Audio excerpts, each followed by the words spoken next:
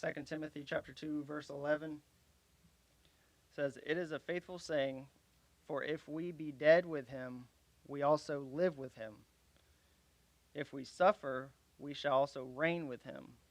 If we deny him, he will deny us." So, all believers, if we suffer for Christ, if we live for Christ or die for Christ, we will reign with Christ. All believers will be a part of this millennial reign, from the point of the Great Tribulation back to the beginning of time. We will have a part and a role in Christ's government. Zechariah chapter 14. We'll go back there again. I should have told you to keep your finger there, but a little bit of sword drill. Zechariah chapter 14, 3 through 5. I'll read just verse 5 just for time. And ye shall flee to the valley of the mountains, for the valley of the mountains shall reach unto Azal.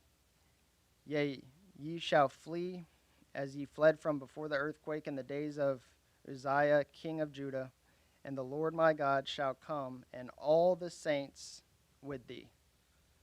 So when Jesus comes for the second time, he's bringing us with him. All the saints are coming with him.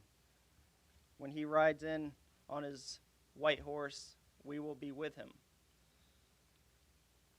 So it says here, he will bring all the saints. So all of us, all the believers, that'll be us. That's us that's with Christ. When he reigns in the millennial kingdom, we'll have a position. And all the believers that died before the millennium will have a role as well. You don't have to turn back there, but Zechariah 14 again says, in verse 16, we read that it says that everyone is left of all the nations which came against Jerusalem.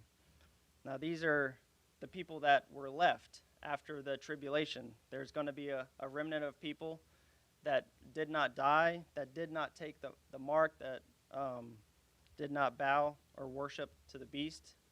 They'll still be alive.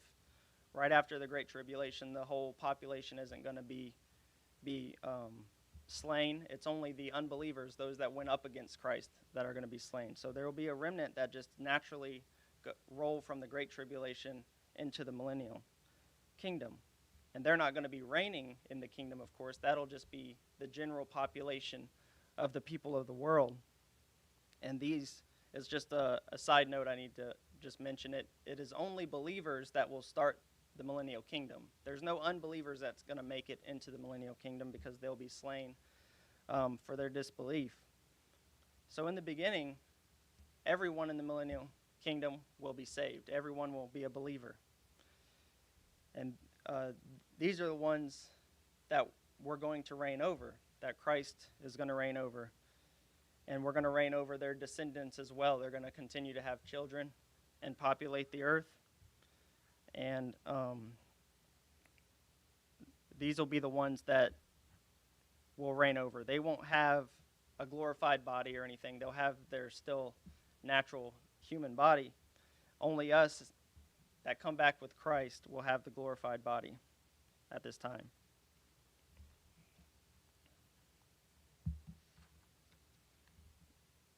So what are we going to do while we're there? What's going to be our role? I think it all depends on our faithfulness. It depends.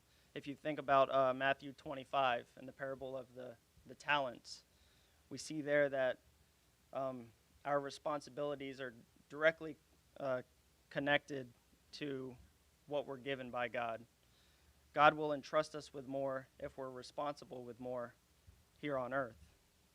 So what he gives us now, what we're responsible for now, will carry over into the millennial kingdom, and that will play a role in what kind of position we have in the millennial kingdom. And keep in mind that we've already gone through, the supper and what's the judgment seat of Christ, not the great white throne. We don't want to be in that one. The judgment seat of Christ. We've already gone through that. during the Great Tribulation, that's what's taken place. So we'll be in heaven receiving our rewards. And I believe why not? Part of that reward, Christ might give us our responsibility of what's coming up, because right after that is when the millennial reign starts. So just in my mind, I think that's how it might work. He'll give us our rewards, and one of those rewards will be a position in his millennial kingdom. So who are we going to answer to? Well, the obvious one is Jesus, but there's another person going to be there right next to him. Numero dos. Jeremiah chapter 30. Jeremiah chapter 30 and verse 9 says, But they shall serve the Lord their God, and David their king, whom I will raise up unto them. And then also in Ezekiel 37, so if you haven't made it to Jeremiah yet, just go ahead and stop in Ezekiel real quick. Ezekiel chapter 37, verse 24. Says, And David my servant shall be king over them, and they all shall have one shepherd. They shall also walk in my judgments and observe my statutes and do them. So David, it's pretty, I think, obvious that he is probably going to be Jesus' number 2 when it comes to position and power. I think he'll be the vice king. Wouldn't be president, vice king. He'll be the vice king. I'm going to make up that term.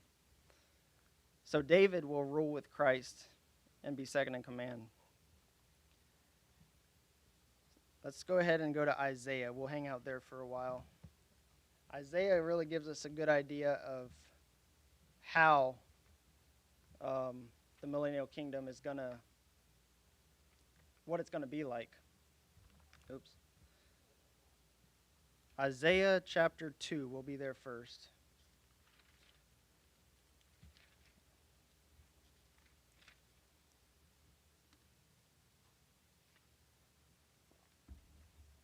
So while Christ is reigning, he's going to bring back the glory of what the world was. It's going to be plentiful. It's going to be safe. It's going to be a little paradise. Isaiah chapter 2, verse 2 through 4. And it shall come to pass in the last days that the mountain of the Lord's house shall be established in the top of the mountains, and shall be exalted above the hills, and all nations shall flow unto it. And many people shall go and say, Come ye, and let us go up to the mountain of the Lord, to the house of God of Jacob, and he will teach us of his ways, and we will walk in his paths. For out of Zion shall go forth the law, and the word of the Lord from Jerusalem. And he shall judge among the nations, and shall rebuke many people, and they shall beat their swords into plowshares, and their spears into pruning hooks. Nation shall not lift up sword against nation, neither shall they learn war anymore. So Jesus is going to be a swift king. He's not going to let anything just slide. It says he shall judge among the nations and shall rebuke many people. And out of his rebuke and judgment, he's going to straighten out this world. And because of that, the nations will no longer even be training for war. I find it kind of interesting that they're turning them into some kind of farming equipment. I mean, I think that indicates, in my mind, that the earth will be plentiful again, bountiful with crop. I mean, places where crop hasn't grown probably in hundreds and thousands of years, you'll probably have a crop there. Israel will probably be greener than the grass is here after the hurricane.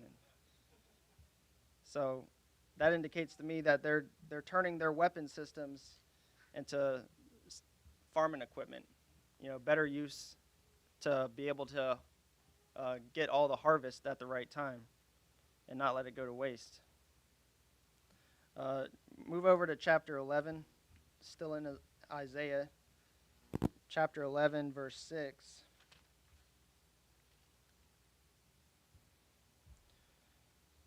verse 6 through 9. It says, "The wolf also shall dwell with the lamb, and the leopard shall lie down with the kid, and the calf and the young lion and the fatling together, and a little child shall lead them." So a little child shall lead a lion and a calf and a leopard together in safety. Verse 7, "And the cow and the bear shall feed their young, once shall," sorry, let me start that again. "And the cow and the bear shall feed, their young ones shall lie down together, and the lion shall eat straw like an ox."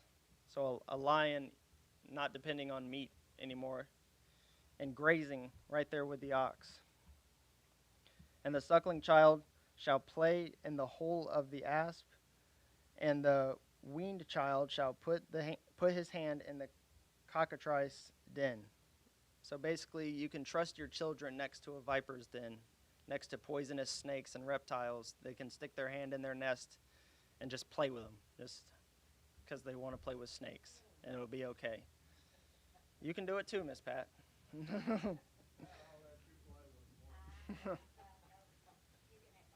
But here in verse 8, the asp is a venomous reptile, widely known. It's possibly a venomous snake. The cockatrice is, I think, widely translated as a viper. When I was, just a side free note, I like to give these. When I was looking up on the cockatrice, I've always seen it as the viper, and I just decided to see what it actually was. Is it a viper? I don't know. But there's some weird pictures that people think it was of it looks like a reptile chicken is what it looks like. I don't know, but it was a deadly animal. They say it hatched out of a chicken's egg. I don't know. I think it's one of those things, kind of like what they did with. Yeah, the way I kind of saw it as, maybe it's not a viper, maybe it's an extinct, poisonous, deadly animal, but it might. The tales that I read on it, it's probably like what they did with the unicorn, taking a real animal and then just turning it into something ridiculous. So that might be the case, but I just figured I'd share that with you because I read it, and why not? So chapter 65 now, still in Isaiah, chapter 65 and verse 20. We're almost done. Isaiah 65, verses 20 to 25. "There shall be no more thence in an infant of days, nor an old man that hath not filled his days. For the child shall die 100 years old, but the sinner being 100 years old shall be accursed." So, if you die at 100 years old, you're considered a child. So I think during the millennial reign, Jesus will kind of bring back pre-flood aging, is what it sounds like. So during that 1,000-year reign, there's a possibility that somebody who started in the millennial reign might live all the way through it. Because it says here, the child shall die 100 years old. So, Pastor Howard, you're still a child.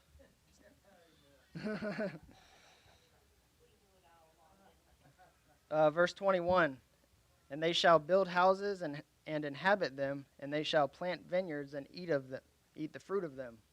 They shall not build and another inhabit. They shall not plant and another eat." So no, you don't have to worry about anybody taking over your land or your home or your vineyards or your crop. You don't have to worry about that. Whatever you plant is yours.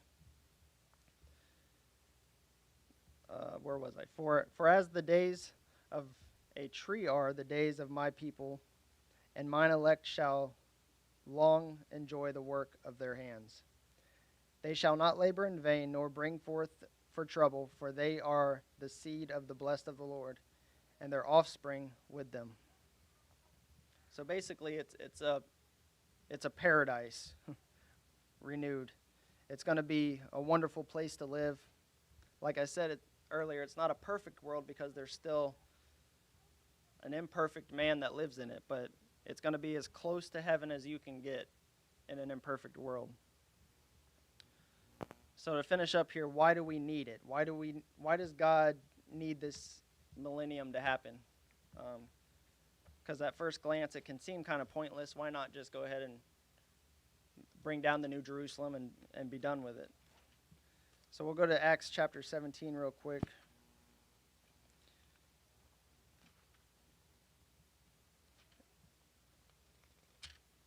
Acts chapter 17, verse 31.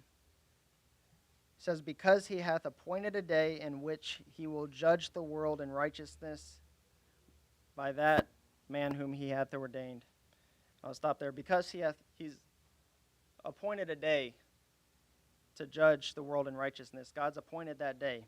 When Jesus came the first time, he spoke of his righteousness. I think with the millennium he's going to actually show his righteousness. He's going to display it to the world. And I believe the purpose of the millennium is to prove that man is flawed. No matter how perfect of a world you live in, man is broken. We're ignorant of how righteous God really is, even after he shows us after 1,000 years of how righteous he is. Man is still going to turn away. Revelation chapter 20, we'll go back there again, and that should be the last page turn. But we'll kind of end where we started. Revelation chapter 20 and verse 3.